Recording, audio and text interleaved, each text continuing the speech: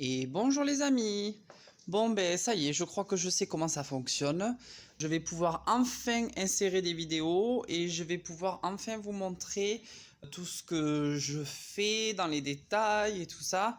Bon, ça sera sur la prochaine vidéo, mais là c'est un premier test. Je vais voir si ça fonctionne bien et puis ben, je vous dis à plus tard. On va faire un flashback sur ma douche à l'italienne. Je vais vous parler de ce que j'ai pu faire. Il n'y aura pas de vidéo des travaux en cours.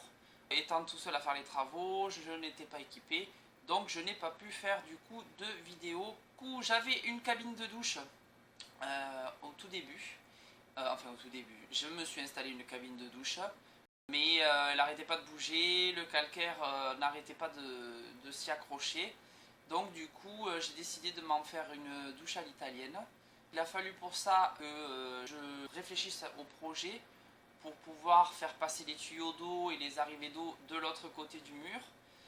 Donc du coup, vous avez ici en photo les tuyaux, les évacuations d'eau. Là, j'ai enlevé à peu près 300 kg de pierre et de terre pour pouvoir y mettre un road-back que j'ai pris chez le Roi Merlin, qui me semblait plutôt de bonne qualité, et je le voulais avec le centre et avec petite rigole. Donc là voilà le receveur avec un caniveau central. Donc là j'ai regarni tout en dessous pour pouvoir avoir une bonne assise. J'ai pris le niveau et j'ai regardé que la pente se faisait bien sur le centre. Donc là j'ai fait l'étanchéité de tous les murs, du bac. J'ai mis des joints d'étanchéité. J'ai mis la peinture bleue d'étanchéité. Donc là, il a fallu que je fasse revenir les tuyaux ici, les arrivées d'eau froide et les sorties d'eau chaude. Donc là, il faut que je fasse un trou dans le mur. Ensuite, j'ai mis des nourrices. J'ai commencé à carreler le sol avec de la mosaïque. Si j'avais à faire autrement la prochaine fois, j'y mettrais peut-être les travertins au sol et je mettrai une couche de mosaïque en première ligne. Je le ferai peut-être différemment, je le ferai à l'opposé. Il a fallu que je me fasse les évacuations d'eau provisoires. Donc là j'ai commencé par mettre des tasseaux pour pouvoir mettre la première couche alignée et ensuite monter étape par étape. Alors comme les travertins sont très lourds et très grands, j'ai fait ligne par ligne, j'ai laissé sécher un jour et j'ai remonté ligne par ligne. Ensuite j'ai mis des petits taquets entre chaque travertin pour éviter que la mosaïque s'affaisse avec le travertin du dessus, et j'ai laissé sécher.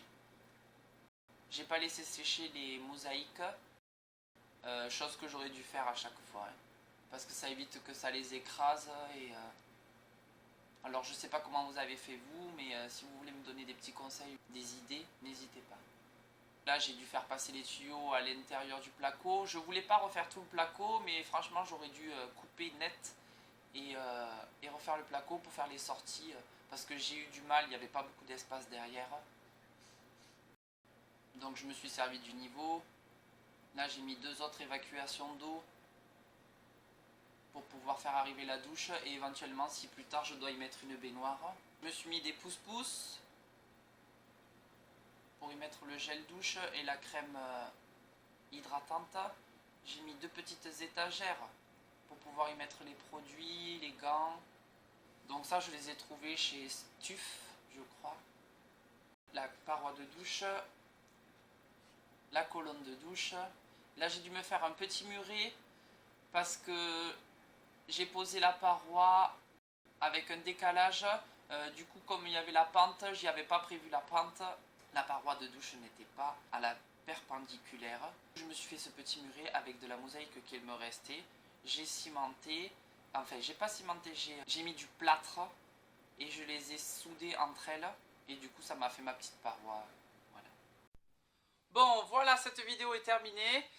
J'espère qu'elle vous a plu. Vous pouvez vous abonner, non c'est de l'autre côté. Vous pouvez vous abonner en cliquant sur ma petite photo. Vous pouvez me laisser des commentaires s'il vous plaît. Laissez-moi-en, ça me permettra d'évoluer et d'avancer. N'hésitez pas, qu'ils soient positifs ou négatifs. Ensuite, dans la prochaine vidéo, On parlera d'autres travaux. J'espère que je pourrai mettre la pratique, la vidéo et les travaux, un peu tout en même temps. Voilà. Donc à bientôt et merci de m'avoir suivi. Bye bye.